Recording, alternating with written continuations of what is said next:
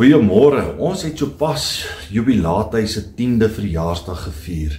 In 2007 is ek en Dominee Kleinveld deur die kerkrade van die destydse Benoni en Varameer gemeente Amerika toegestuur saam professor Malan Nel. En daar is in ons harte gebore die droom om iets nuuts binne in die kerk te begin, om onsself te herposisioneer, om meer effektief God te verheerlik.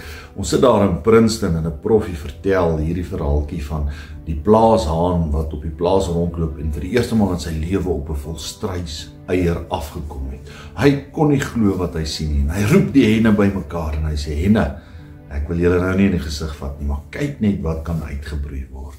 Uiteindelik in 2014 is Jubilaatheid gebore.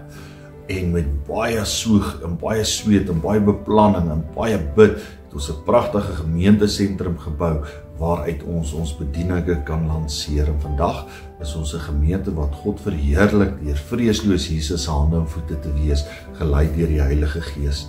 Jubilaatheid beteken om van blydskap te skree, om te jubel, to make a joyful noise. En Psalm 100 omvat alles waaroor Jubilaatheid gaan.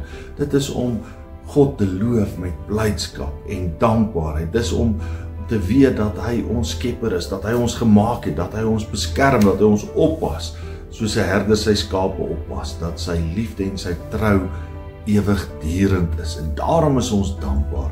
En hierdie is die goeie nuus wat ons die wêreld indra. God is goed. God is altyd goed.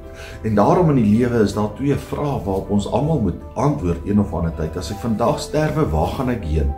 En dis nie 'n vraag om bang voor te wees nie, want die gelowige in Psalm 100 sê, ek behoort aan die Here. Ek is syne, hy het my geskep, hy het my gemaak.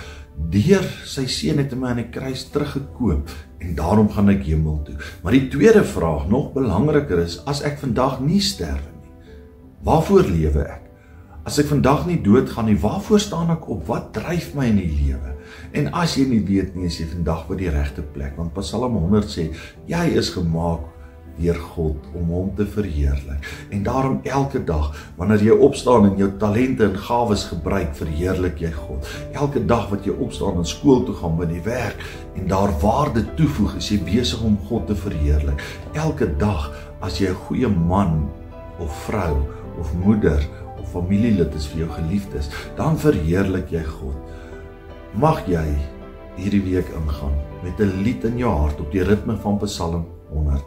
Kom ons loof die Here met blydskap. Kom ons gaan sy tempel in met lof. Hy is goed.